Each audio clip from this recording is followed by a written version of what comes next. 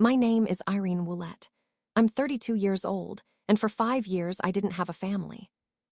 That sounds dramatic when you say it out loud, like something people exaggerate when they're angry. But in my case, it was literal. 5 years where my parents didn't call. 5 years where every birthday passed without a message. 5 years where Thanksgiving photos were posted online with a single daughter standing between them while the space where I used to exist was quietly erased. And the strangest part is how it all started. One lie. Just one. My sister told my parents that I had dropped out of medical school. She didn't say maybe. She didn't say she thought I might be struggling. She said it like a fact. She said it with enough confidence that my parents didn't question it. She told them I had been hiding it for months. She told them I had fallen in with the wrong people. She told them I was embarrassed and didn't want them to know. Then she showed them proof. Or at least something that looked like proof. Screenshots, messages, conversations that never actually happened. By the time I found out what she had done, the damage was already complete. My parents believed her. And when parents believe a story that humiliates them, they don't ask questions. They close ranks. The phone call came at 11 at night. I remember the exact time because I was studying in the campus library, surrounded by stacks of anatomy flashcards and half-empty coffee cups. My phone buzzed across the table, and the screen lit up with my father's name. That alone was unusual. My father wasn't someone who called unless something was wrong. I answered immediately. "Dad." His voice was colder than I had ever heard it. "Is it true?" I sat up straight. "What?" "That you dropped out." For a moment, I thought he was joking. "Dropped out of what?" "Medical school." I actually laughed then, not because it was funny, but because the idea was so absurd my brain couldn't process it. "Dad, I have an exam tomorrow." There was silence on the line. Then my mother's voice came through faintly in the background. "Put her on speaker." My father cleared his throat. "Your sister told us everything, Irene." That was the moment my stomach dropped. My sister Monica. Monica was 3 years older than me. Growing up, she had been the kind of daughter parents brag about. Confident, charming, effortlessly social. Teachers loved her. Neighbors adored her. She was the one who spoke up in class and organized events and convinced adults she had everything under control. I was the opposite. Quiet, focused. The girl who spent Friday nights studying while Monica was out at parties or theater rehearsals. But we were sisters. We shared secrets. We talked late at night when the house was quiet. At least I thought we did. "What did Monica say?" I asked slowly. My father didn't hesitate. "She said you dropped out 6 months ago." "That's not." "She said you've been lying to us." My pulse started racing. "Dad, I'm literally sitting in the library." "She also said you'd say that." Now my confusion turned into something sharper. "What?" "She said you'd have excuses." My mother spoke then. "Irene, why didn't you tell us the truth?" My hands were shaking. "Because there's nothing to tell. I'm still in school." Monica showed us messages. "What messages?" "The ones where you admitted it." I felt like the ground had shifted under my feet. "I never sent those." "Then how do you explain them?" "I can't explain something that isn't real." The frustration in my voice must have been obvious, because my father's tone hardened instantly. "Don't raise your voice." "I'm not raising my voice. I'm trying to understand why my sister is telling you I quit medical school when I have an exam in 12 hours. Monica wouldn't lie about something like this." There it was. The sentence that told me exactly how this conversation was going to end. "Dad, I can send you my class schedule." "No." "I can send you my grades." "No." "I can literally FaceTime you from campus right now." "Irene." His voice dropped into the tone he used when I was a child and had done something wrong. "We don't want more lies." My mouth went dry. "I'm not lying." My mother spoke again, softer this time. Sweetheart, we just want you to be honest with us. I am being honest. You've embarrassed this family enough. That sentence landed like a slap. I stared at the stacks of textbooks in front of me, at the highlighters scattered across the table, at the diagram of the human heart open on my laptop screen. Everything that proved I was exactly where I was supposed to be. Call the school tomorrow, I said quietly. What? Call them? Why would we do that? Because they'll tell you I'm still enrolled. Another long silence followed. Then my father sighed. We don't want to involve outsiders in this. Outsiders? Apparently, the medical school I attended counted as an outsider in the discussion about whether I was actually a student there. Dad, we're done talking about this tonight. You're not even going to check. We already know the truth. My heart started pounding harder. Because Monica said so. She wouldn't make something like this up. I closed my eyes. In that moment, I realized something that would take years to fully understand. My sister hadn't just told a lie. She had told the right lie. The kind of lie that confirmed every quiet suspicion my parents had ever carried about me. The kind that explained why I had moved 3,000 miles away for school. The kind that made them feel justified in believing I had somehow disappointed them. And the worst part, they wanted to believe it. Irene, my father said, his voice final now. Until you're ready to tell the truth, don't call this house again. The line went dead. I sat in that library for a long time after that. Around me, other students were studying for the same exam. Pages turned, pens scratched across notebooks. Someone coughed quietly near the window. Life continued exactly the same for everyone else. Except for me. Because in the span of a 4-minute phone call, my sister had just erased me from my own family. And I had no idea why. I sat in the library long after the call ended, staring at my phone like it might ring again and undo everything that had just happened. It didn't. The screen stayed dark, silent, indifferent. Around me, students were packing their bags, whispering about the exams scheduled for the next morning. Someone laughed quietly near the back row. A chair scraped against the floor. The ordinary sounds of life carried on as if nothing had shifted in the universe, but inside me something had cracked open. I replayed the conversation again and again in my mind, trying to find the moment where I could have said something different, something clearer, something that would have made my father pause before believing Monica over me. But every version of the memory ended the same way. The call ended. The silence remained. I tried calling back once. It rang twice before going to voicemail. I didn't leave a message. I didn't even know what I would say. How do you convince someone of the truth when they've already decided you're lying? I packed my books slowly and walked back to my apartment in the cold Oregon night. The streets were quiet, the air damp with the kind of fog that settles over Portland after midnight. My roommate, Sarah Mitchell, was asleep on the couch when I came in, her laptop open on her chest, a half-written research paper glowing on the screen. She stirred when the door clicked shut. "You're back early," she mumbled. "Yeah." She squinted at me through the dim light. "You look like someone just told you the world ended." I set my bag down on the floor. "My parents think I dropped out of medical school." Sarah blinked. "That's oddly specific." My sister told them I did. And they believed her. "Yes." She sat up slowly, pushing the laptop aside. "Did you explain that you're literally studying for an exam?" I tried. "And?" "They told me not to call again until I'm ready to tell the truth." Sarah stared at me for a long moment. "That's insane." I let out a breath that felt like it had been sitting in my lungs for hours. "Yeah." She swung her legs off the couch and stood up, walking to the kitchen without another word. A minute later, she came back with 2 mugs of tea. She handed one to me and sat down across the table. "Okay," she said, "let's think." "There's nothing to think about." "There's always something to think about." I shook my head. "They've already made up their minds." Sarah leaned back in her chair. "Then you prove them wrong." How?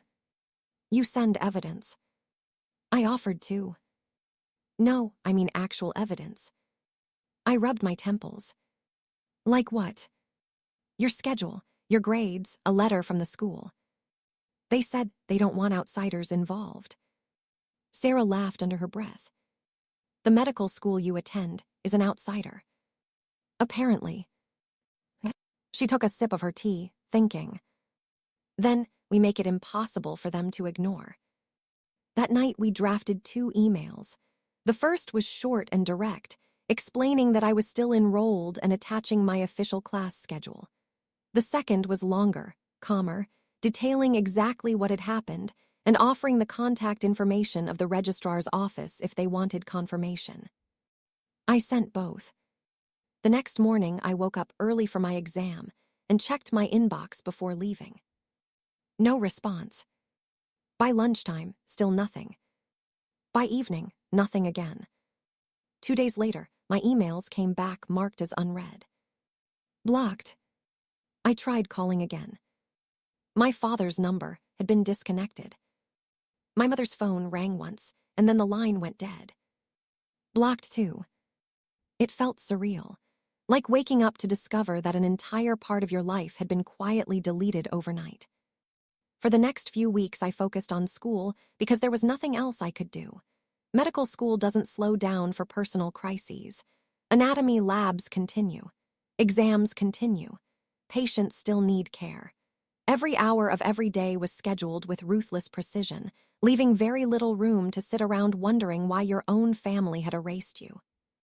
But the questions still crept in during quiet moments. Why would Monica do this? The more I thought about it, the more I realized the answer had probably been growing for years. Growing up, Monica had always been the center of attention, not in an obnoxious way, but in a way that seemed effortless. She was funny, confident, magnetic. Teachers remembered her name years later. Neighbors asked about her when she wasn't around. My parents glowed whenever someone complimented her. I wasn't jealous of her, not exactly. But I was aware of the difference. Monica was the kind of person people noticed when she walked into a room. I was the kind of person people realized was there after I spoke. For most of our childhood, that difference didn't matter. Monica had her life, and I had mine. But things started to shift the year I was accepted into medical school. It happened at the dinner table. My father opened the acceptance letter slowly, reading each line like it was written in a language he didn't quite trust. Oregon Health and Science University, he said. My mother leaned over his shoulder. That's a big deal, isn't it? It's one of the best programs in the country, I said quietly. My father looked at me with an expression I had never seen before. Pride. Well, he said finally, maybe you'll actually make something of yourself after all. It wasn't exactly warm encouragement, but it was the closest thing to approval I had ever received. And Monica saw it. She was sitting across the table that night, smiling politely while my parents talked about my future for the first time in years. At the time, I thought she looked happy for me. Now, looking back, I realized something else was happening behind that smile. She was watching the spotlight shift. Just a little. Just enough. And Monica had never been good at sharing it. The first year of medical school was the hardest thing I had ever done. Not academically. I had always been good at studying. I knew how to memorize information, how to organize my time, how to push through long nights and early mornings. The hard part wasn't the material. The hard part was everything else. Medical school strips away the illusion that you're special. Every student there had been the top of their class somewhere else. Every person sitting in that lecture hall had once been the smartest student in the room. Suddenly, you're surrounded by hundreds of people who are just as driven, just as disciplined, and just as terrified of failing. The competition isn't loud. No one openly brags or insults anyone else. It's quieter than that. It lives in the way people glance at exam scores posted online, in the way someone's shoulders slump when they fall just a few points below the average. in the way conversations stop when someone admits they struggled with a topic everyone else claims to understand. That's where Sarah came in. Sarah Mitchell was the first friend I made in medical school. We met during orientation while waiting in line for student ID badges. She was standing behind me, complaining to the registrar about how the photo camera made everyone look like they had just been arrested. "Smile less," she told me when it was my turn. "What?" "The less you smile, the less you look like a criminal." I stared at her. "That's your advice?" She shrugged. "I'm from the foster care system. I know what a mugshot looks like." I didn't know whether she was joking. Then she laughed. And just like that, the tension in the room broke. Sarah had a way of doing that. She was fearless in conversation, blunt in a way that was refreshing instead of rude. She asked questions other people were too polite to ask. She said things out loud that most people only thought privately. Within a few weeks, we were studying together every night. Within a few months, she knew more about my life than anyone else in the program, including my family.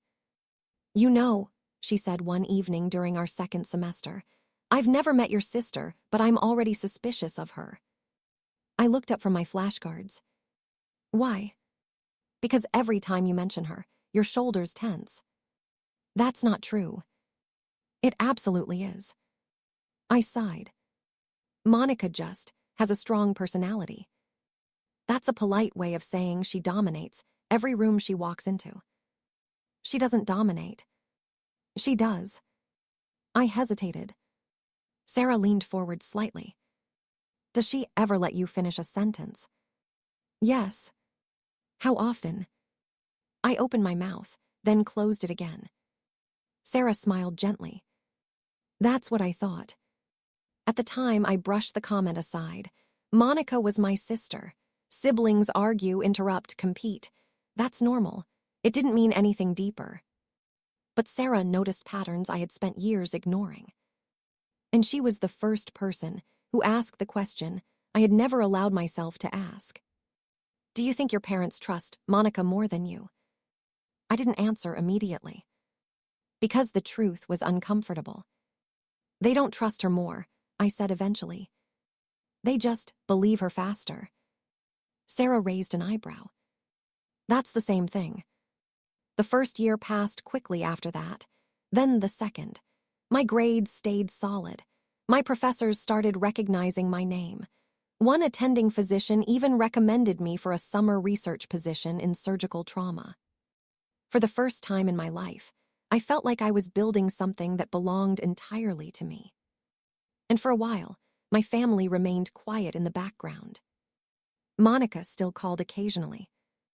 At first, those conversations felt normal. She asked about classes, about professors, about life in Portland. She seemed curious in a way she had never been before. "What's the hardest part so far?" she asked once. "Probably anatomy lab." "Why?"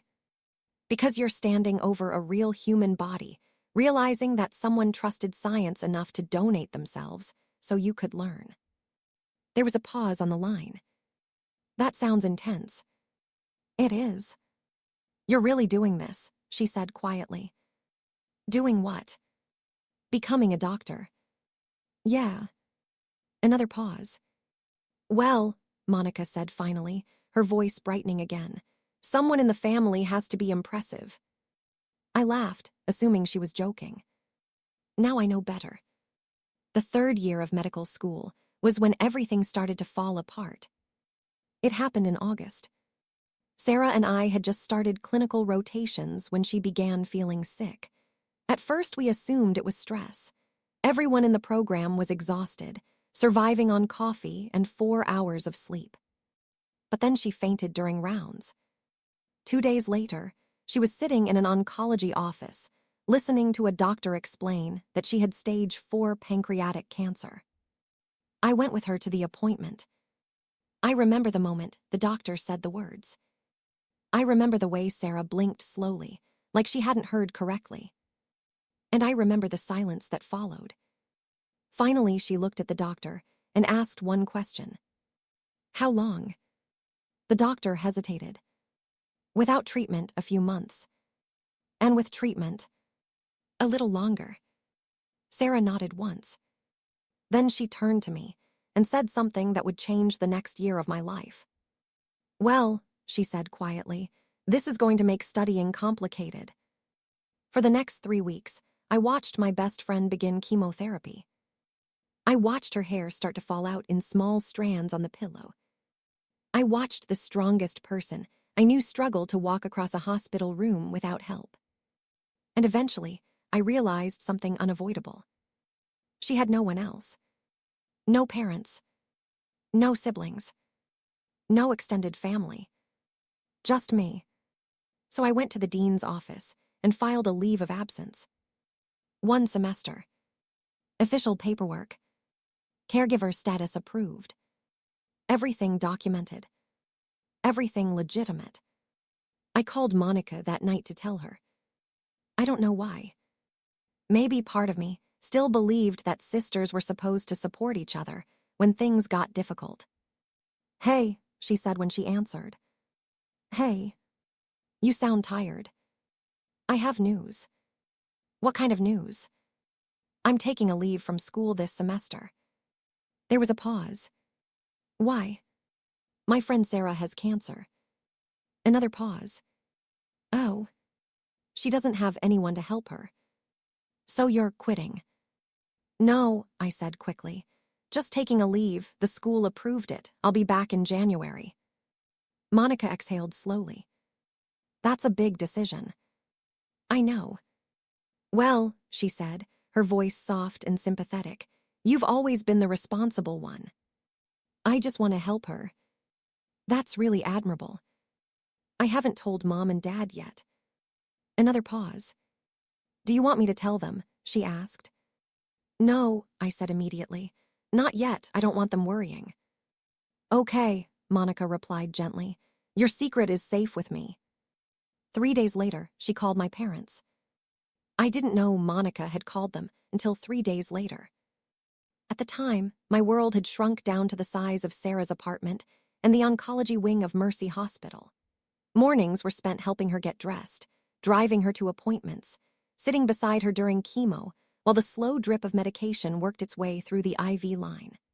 Afternoons blurred into evenings filled with medication schedules, paperwork, and the quiet exhaustion that comes from watching someone you care about fight a battle their body is losing. Cancer changes the rhythm of time. Days stretch longer than they should, but months disappear in a blink. The phone call from my father came late at night, just after 11. I was sitting in a plastic chair beside Sarah's hospital bed, listening to the steady beep of the heart monitor. She had been admitted earlier that evening after a bad reaction to chemotherapy. Her breathing was shallow but stable, and the nurses had assured me she would sleep through the night. My phone vibrated on the table beside me. Dad. For a moment, I hesitated. The last conversation we'd had hadn't exactly ended well, but enough time had passed that I thought maybe things had cooled down. Maybe they had finally called the school like I suggested. Maybe they realized Monica had misunderstood something. I answered quietly. Dad. His voice was flat. Your sister told us everything. My stomach tightened. What do you mean? The dropping out, he said. The boyfriend, the lies. My heart started pounding. I didn't drop out. Monica said you did. She's wrong. She showed us messages. What messages? The ones where you admitted it. I stood up from the chair, stepping into the hallway so I wouldn't wake Sarah. Dad, I never sent anything like that. She had screenshots. Of what? You saying you couldn't handle school anymore. I never said that. Then why would Monica lie? The question hung in the air between us. I didn't have an answer. Because the truth was, I couldn't imagine why she would do something like this. I'm sitting in a hospital right now, I said finally. My friend is undergoing chemo. Monica said you'd say that. My chest tightened. What? She said you'd have a story ready. That's not a story, it's the truth. My mother's voice suddenly came onto the line. "Irene," she said softly, "why didn't you just tell us?" "Because there's nothing to tell. You've been lying to us for months." "I have not." She showed us proof. I leaned against the hallway wall, trying to steady myself. "Mom, please listen to me. I filed an official leave of absence from school to take care of Sarah. I can send you the paperwork." My father cut in sharply. "That's enough." "What?" "We're not doing this." I'm trying to explain. "You've embarrassed this family enough already." The words hit harder than I expected. "Embarrassed you," I repeated. "Yes." "How?" "Dropping out of medical school after everything we sacrificed for you." "I didn't drop out. Monica said you did." "I can prove that I did." "We don't need proof." For a moment, I couldn't breathe. "You're not even going to check." "We already know the truth. And the truth is whatever Monica says. She wouldn't lie about something like this." I felt something inside my chest collapse. It wasn't just that they believed her. It was that they never even considered believing me. "Dad," I said quietly, "call the school tomorrow." "What for?" "To confirm I'm still enrolled. We don't want outsiders involved in family matters. Medical school isn't an outsider in a conversation about whether I'm a student there." "Irene." His voice dropped into the tone he used when I was a child and had broken a rule. "Until you're ready to tell us the truth, don't call this house again." The line went dead. I stood in that hospital hallway for several minutes, staring at the phone in my hand. 4 minutes and 12 seconds. That's how long the conversation had lasted. 4 minutes to erase 27 years of being their daughter. Eventually, I walked back into Sarah's room. She was still asleep, her breathing slow and shallow beneath the thin hospital blanket. I sat down beside her bed and tried to process what had just happened. At first, I assumed it was a misunderstanding. Something Monica had exaggerated. Something my parents would eventually realize didn't add up. So the next morning, I started trying to fix it. I called my parents again. No answer. I called again that afternoon. Voicemail. The third time, the call didn't even go through. Blocked. I stared at the screen in disbelief. My mother's number lasted 2 more days before it was blocked too. Over the next 5 days, I tried everything. 14 phone calls. 2 emails with the official leave of absence paperwork attached. A letter sent through priority mail. I included the dean's phone number, the registrar's contact information, even the oncology doctor's name. Every piece of evidence a reasonable person would need. None of it mattered. The emails were never answered. The letter came back unopened. My mother's handwriting was on the envelope. Return to sender. I called my Aunt Ruth as a last resort. She was my father's younger sister and the only person in the family who had ever treated Monica and me the same. When I explained what was happening, she sounded stunned. "That doesn't make any sense," she said. "I know. I'll call your father tonight." 40 minutes later, she called me back. Her voice was heavy. "I tried. And he told me to stay out of it." I closed my eyes. "Did you tell him about the leave of absence?" "Yes." "What did he say?" "He said you were manipulating me." The silence that followed stretched for several seconds. "I'm sorry," she said quietly. I nodded even though she couldn't see me. "It's okay." But it was. Because in less than a week, every door back to my family had been closed. And the worst part was realizing something slowly, painfully obvious. This wasn't just about Monica's lie. It was about a pattern that had existed my entire life. Every time Monica and I disagreed about something growing up, my parents believed her first. Every time there was a misunderstanding, her version of events became the official one. Every science fair they skipped. every achievement that barely registered. Every time I told myself it didn't matter. Now that pattern had simply reached its most brutal conclusion. On the 6th day, I stopped calling. Not because I gave up, because I finally understood. They had already chosen. Sarah died on a Sunday morning in December. The hospice room was quiet except for the soft, mechanical rhythm of the heart monitor. Pale winter light filtered through the blinds, turning everything in the room a dull silver color.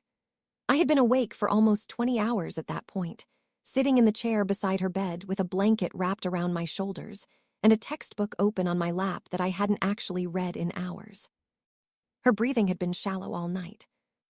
Around 6 in the morning, she opened her eyes. For a moment, she looked confused, like someone waking up in an unfamiliar place. Then she saw me. "You're still here," she whispered. "Of course I am. You should go home and sleep." "I'll sleep later." Her lips twitched into a faint smile. "You've been saying that for 3 months." I leaned forward and adjusted the blanket around her shoulders. "You're the one who told me not to give up easily." That was before I became the patient. Too late now. For a few minutes, we sat there in silence. Then she said something I'll never forget. "Do me a favor." "Anything." "Finish medical school." I swallowed. "I will." "Promise me." "I promise." Her eyes closed slowly. And a few minutes later, the monitor went flat.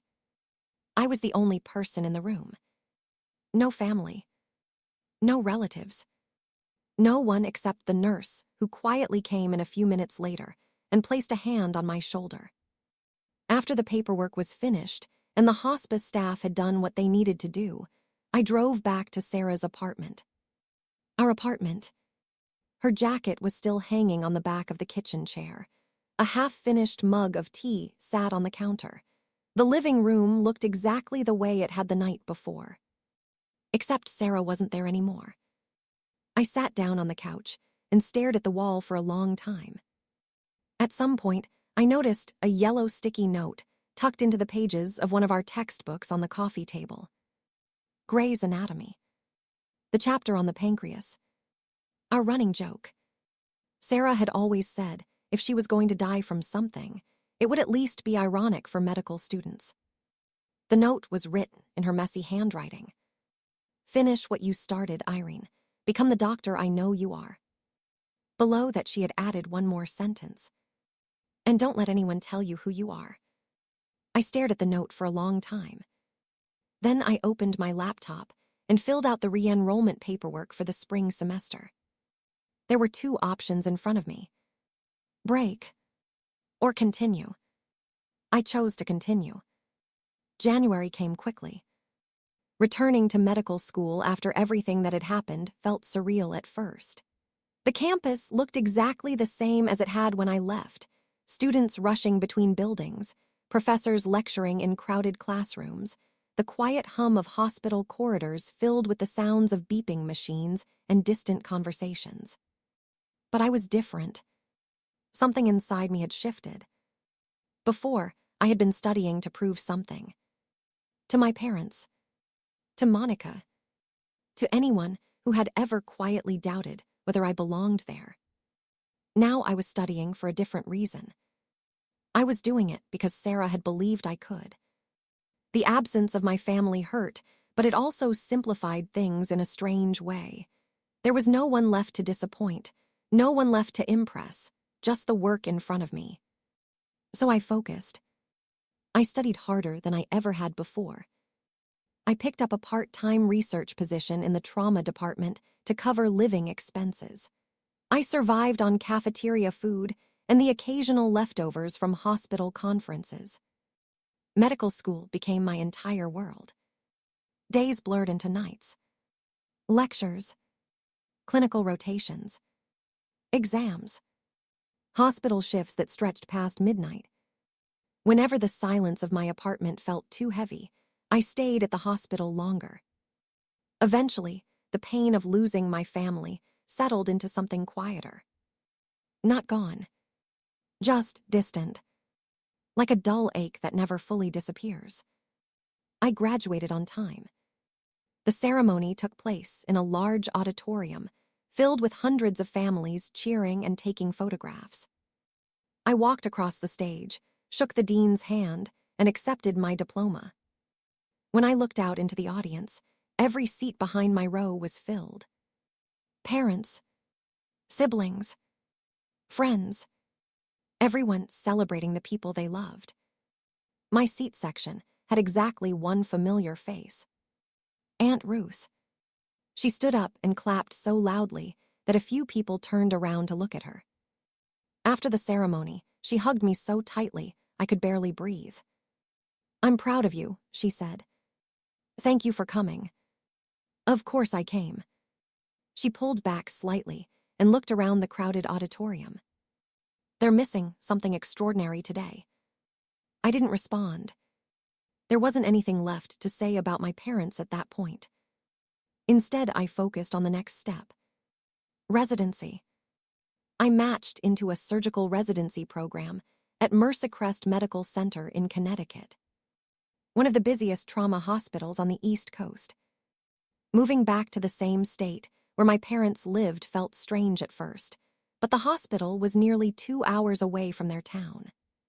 Close enough to feel familiar, far enough to remain separate. Residency was harder than medical school. Longer hours, higher stakes. Every decision mattered because real patients were depending on you. Sleep became optional. Coffee became mandatory. Mistakes were no longer hypothetical scenarios on exams. They were situations that could change someone's life. But something about the pressure suited me. Surgery demanded focus so intense that everything else disappeared. For hours at a time, the rest of the world simply didn't exist. No family drama. No unanswered questions. Just the precise, steady rhythm of work. During my 3rd year of residency, I met Nathan Caldwell. He wasn't a doctor. He was a civil rights attorney working with a legal clinic that partnered with the hospital to help low-income patients navigate medical billing issues. We met in the hospital cafeteria. I had been awake for 36 hours and was trying to eat something that vaguely resembled soup. Nathan sat down across from me with a stack of legal documents and looked up. "You look like someone who hasn't slept since Tuesday." "Wednesday," I corrected. "Impressive. You're a lawyer." "Unfortunately." I smiled faintly. That was the beginning. Nathan had a calm presence that balanced the chaos of hospital life. He listened more than he spoke, and when he did speak, it was usually something thoughtful rather than dramatic.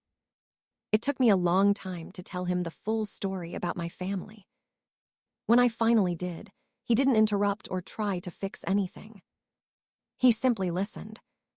Then he said 4 words. "You deserved better." Sometimes that's all someone needs to hear. 2 years later, we were married in the backyard of my residency mentor, Dr. Margaret Thornton. 30 guests. A quiet ceremony. Nathan's father walked me down the aisle. I had sent invitations to my parents, out of habit more than expectation. They came back unopened. But Aunt Ruth was there. And in that moment, standing under a string of warm lights in a garden full of people who had chosen to be part of my life, I realized something important. Family doesn't always come from the people who raised you. Sometimes it comes from the people who stayed. 5 years passed. Life has a way of quietly rebuilding itself when you stop waiting for the past to fix itself. My days settled into a rhythm that felt steady, almost peaceful. Morning rounds began before sunrise. The trauma pager could go off at any hour, and when it did, the entire hospital seemed to wake up with it. Car accidents, construction injuries, heart attacks, the kinds of emergencies that turn an ordinary night into a race against time. Somewhere in the middle of those years, I became someone new. Not dramatically, not overnight, but gradually. I finished residency. I stayed at Mercycrest as an attending surgeon, Eventually, after years of long shifts and difficult cases, the hospital board promoted me to chief of trauma surgery. 32 years old. Chief of the department. It still felt strange, seeing my name printed on the door. Dr. Irene Ouellette, chief of trauma surgery. Sometimes I would pause outside the office just to look at it, remembering the girl who once sat in a library in Portland wondering if her entire family had disappeared forever. Nathan liked to joke that I had become intimidating. "You know residents are terrified of you," he said once over dinner. "I'm not terrifying. You're calm during surgeries. That's good. You're calm when things go wrong. That's also good. You're calm when people panic." I raised an eyebrow. "And people assume anyone that calm must secretly be a genius." I laughed. "I'm not a genius. You're the best trauma surgeon in the building. That's just experience." Nathan shook his head. "Experience doesn't explain how you managed a 12-hour shift after sleeping 3 hours. Coffee. Unbelievable amounts of coffee." Exactly. Despite the long hours, life outside the hospital had become surprisingly normal. We bought a small house outside the city, nothing extravagant, just a quiet place with a porch that caught the morning sunlight. Nathan filled the bookshelves with law textbooks and novels. I filled the kitchen with medical journals and half-finished cups of coffee. And somewhere in the middle of all that, we adopted a golden retriever named Hippocrates. Hippo for short.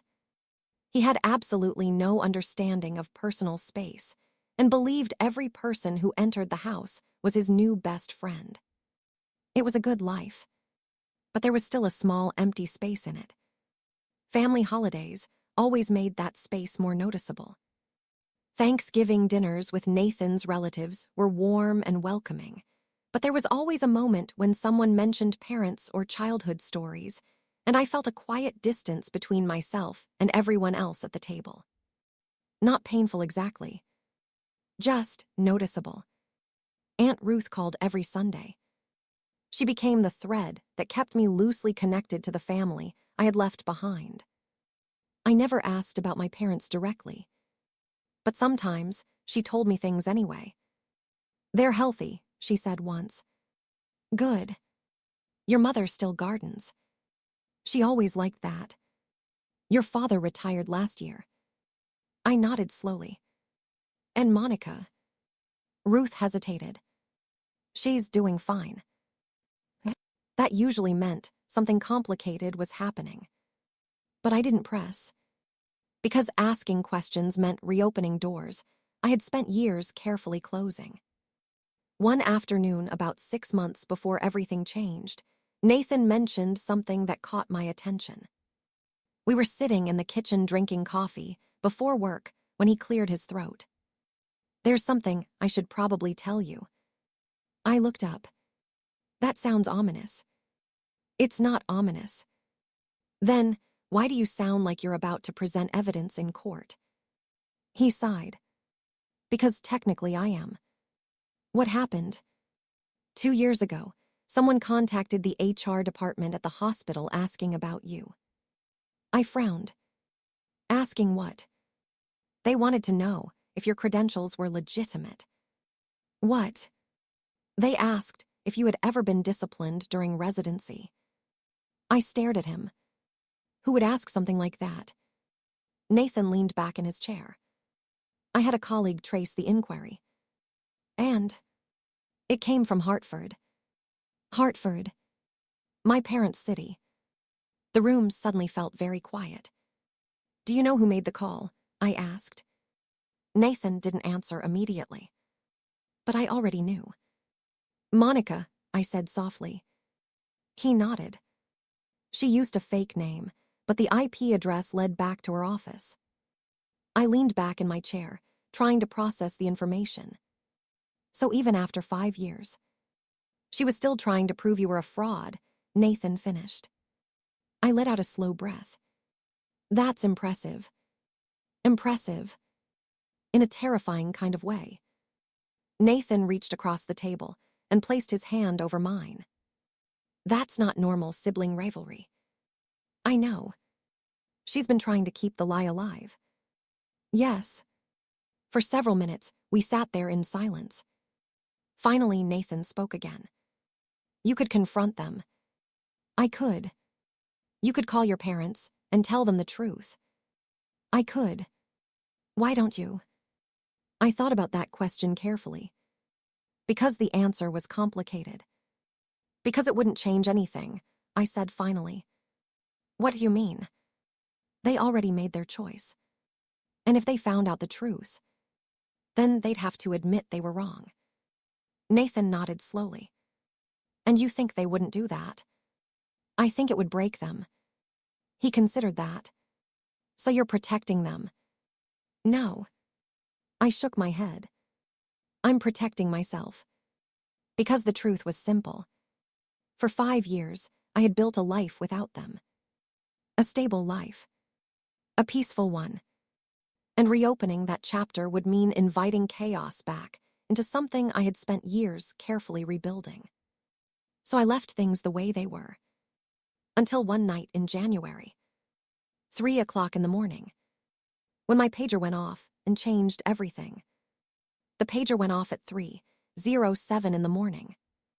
Anyone who works in trauma medicine learns to wake up instantly when that sound hits the air. It's not gradual. Your brain doesn't slowly process the noise. 1 second you're asleep, the next you're standing up with adrenaline already flooding your system. Nathan stirred beside me when I grabbed the pager from the nightstand.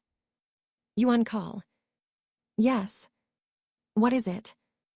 I squinted at the small glowing screen. Level 1 trauma. Motor vehicle collision. Female, mid-30s. Severe abdominal bleeding. Ida 8 minutes. I have to go, I said, already pulling on clothes. Nathan sat up, rubbing his eyes. Be careful. I always am. I was dressed in 4 minutes and driving in 6. The roads were empty and wet, the kind of quiet darkness that only exists in the early hours before sunrise. My mind automatically started running through the possibilities.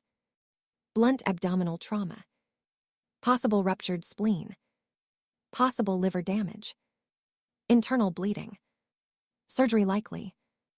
I had done procedures like this dozens of times. Trauma surgery doesn't allow hesitation. When a patient is bleeding internally, every minute matters. By the time I reached the hospital parking lot, the ambulance siren was already echoing in the distance. Inside the emergency department, the night shift was moving with that familiar sense of urgency that fills trauma bays before a critical patient arrives. Nurses were setting up IV lines. Surgical trays were laid out. Monitors beeped quietly as machines were tested and adjusted. Chief, Linda, the charge nurse, called as I walked in. Patient arriving in 3 minutes. What do we know? Single car accident, hit a light pole, significant abdominal trauma, blood pressure unstable. Prep Bay 2, I said. Call Dr. Patel for backup. She nodded and moved quickly. I walked over to the intake station and picked up the tablet displaying the incoming patient's chart. The paramedics had entered basic details during transport. Patient name. Date of birth. Emergency contact. I glanced down casually. Then I stopped walking. Patient, Monica Willette. For a moment, the entire emergency department seemed to go silent. Of course, it didn't actually go silent. The monitors were still beeping. Nurses were still moving around the room. Someone down the hall was arguing with a patient about insurance forms. But inside my head, everything had gone completely still. Monica. My sister. The same sister who had told my parents I dropped out of medical school. The same sister who had spent 5 years building a story about me that had erased me from our family.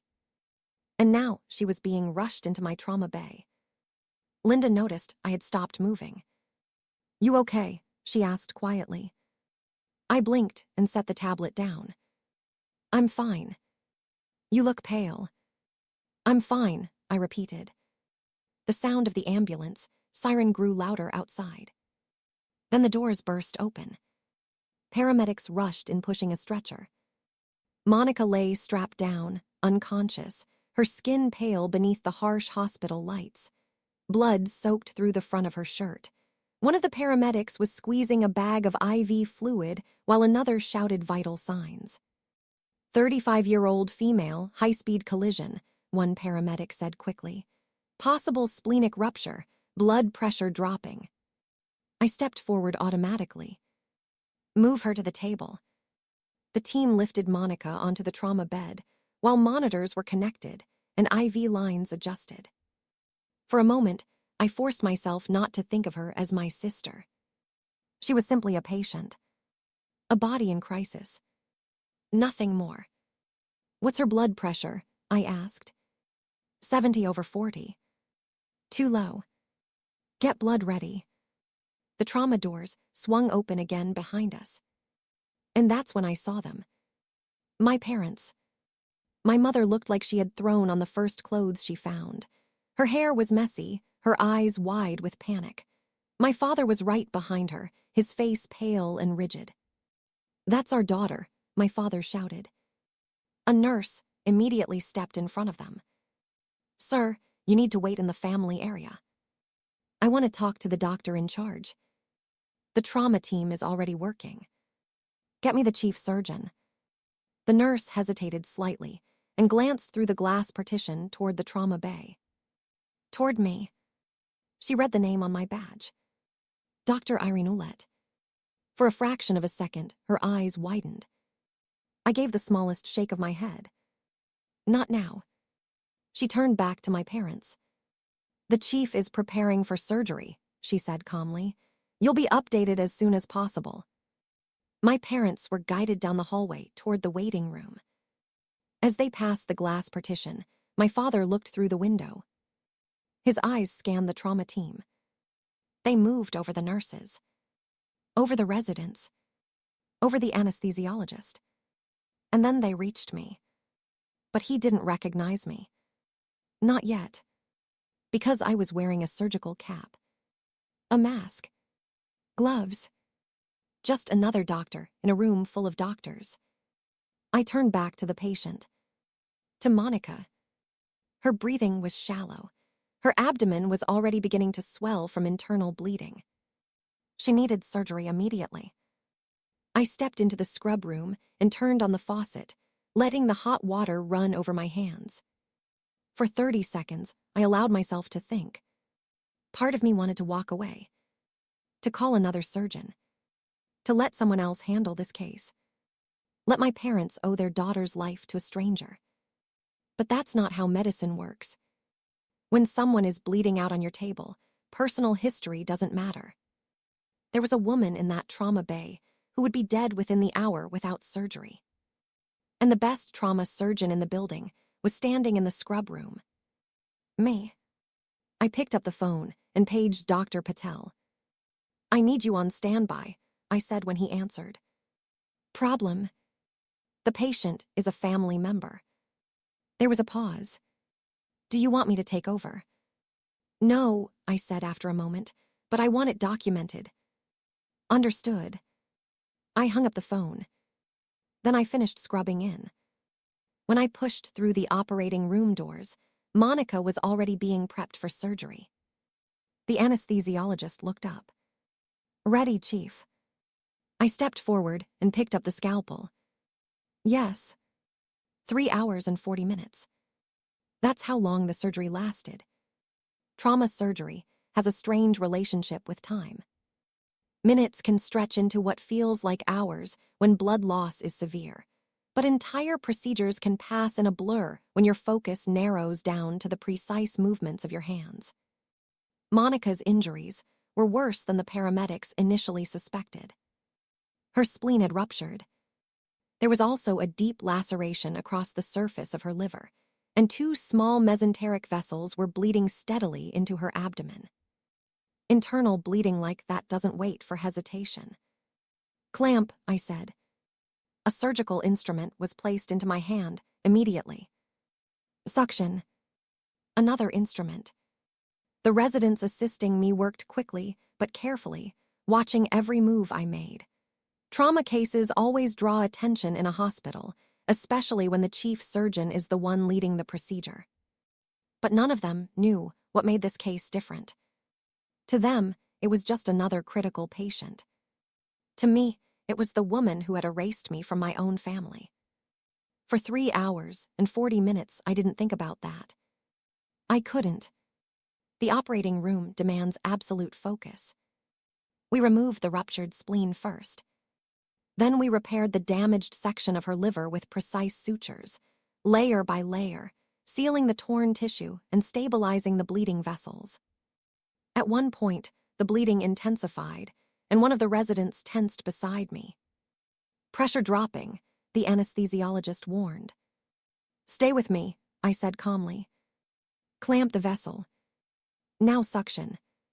Slowly, steadily, the bleeding came under control. Finally, after the last suture was placed, and the monitors began to show stable vitals again, I stepped back from the table. "It's done," I said quietly. The room seemed to exhale. The anesthesiologist nodded. "Vitals stable." Dr. Patel, who had been standing quietly in the corner throughout the surgery, pulled his mask down slightly. "That was flawless," he said. I peeled off my gloves and dropped them into the bin. "Thank you for staying.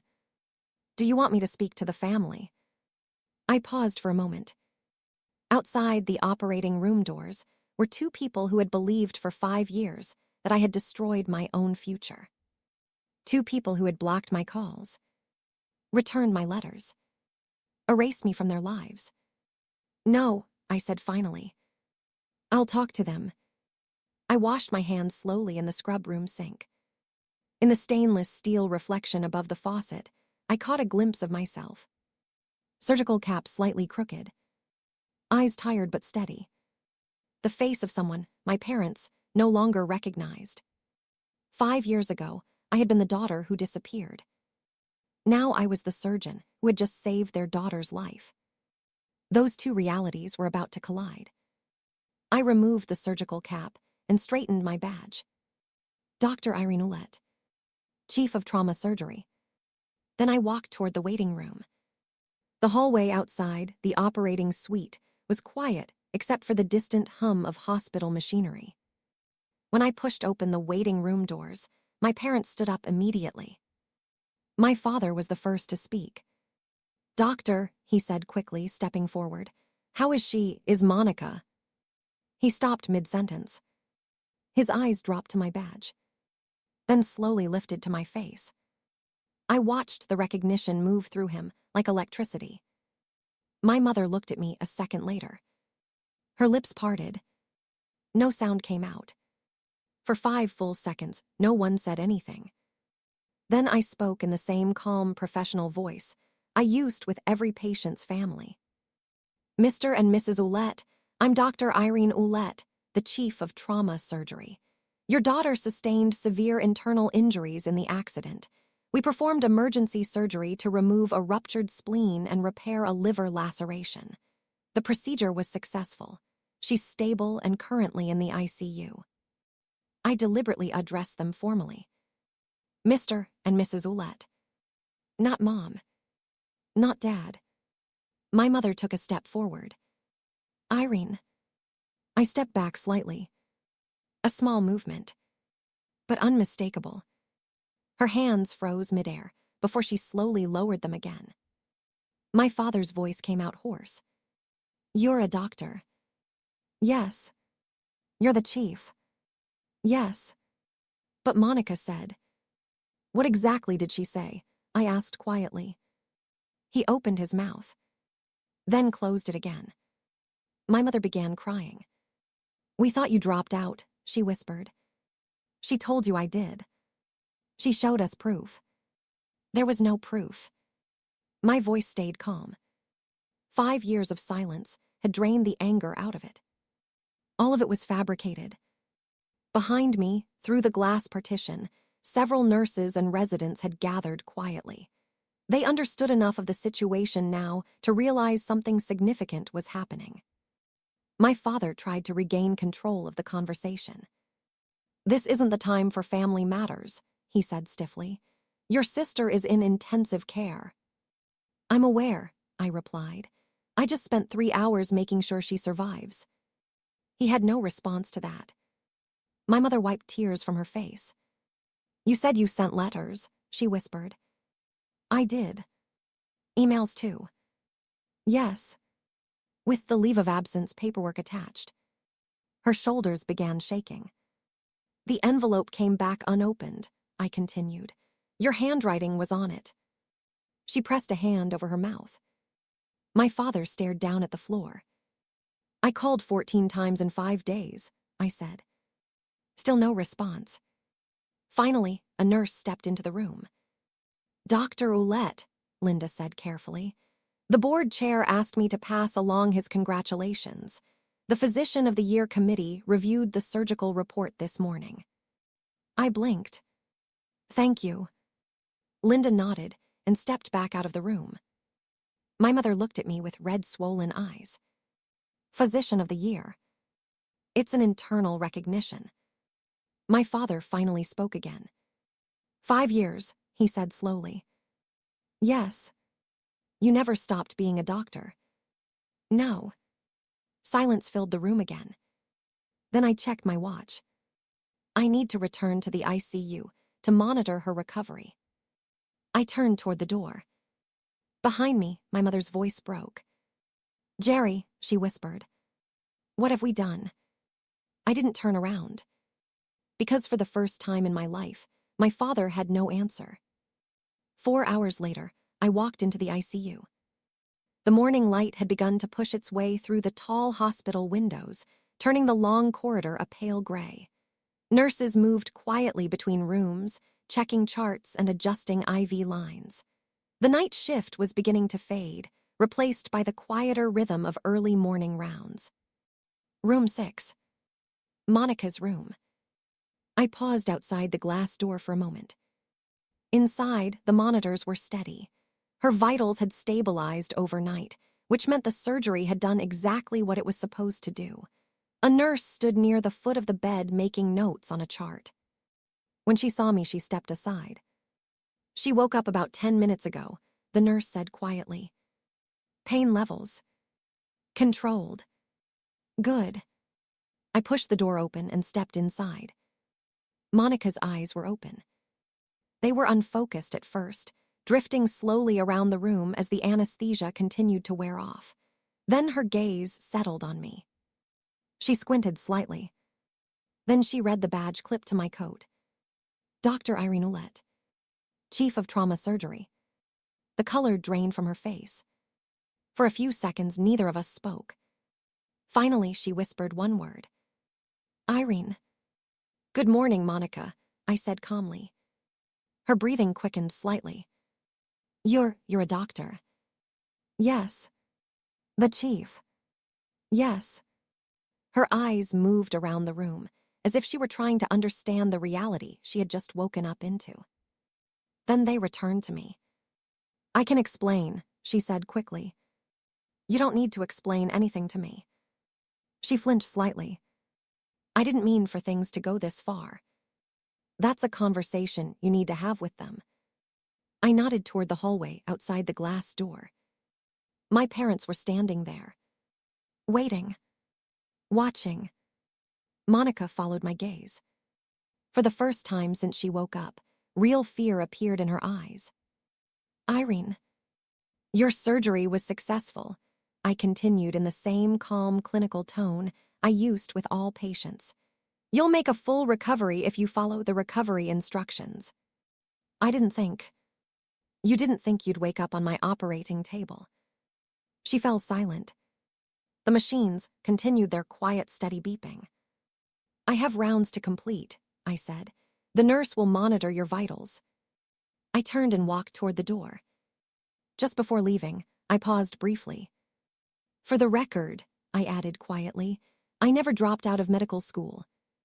Then I stepped into the hallway. My parents were still standing there. My mother looked like she had aged 10 years overnight. Her eyes were swollen from crying, her posture small and fragile in a way I had never seen before. My father looked exhausted. Neither of them spoke at first. Finally, my mother stepped forward. "Irene," she whispered. I held up a hand gently.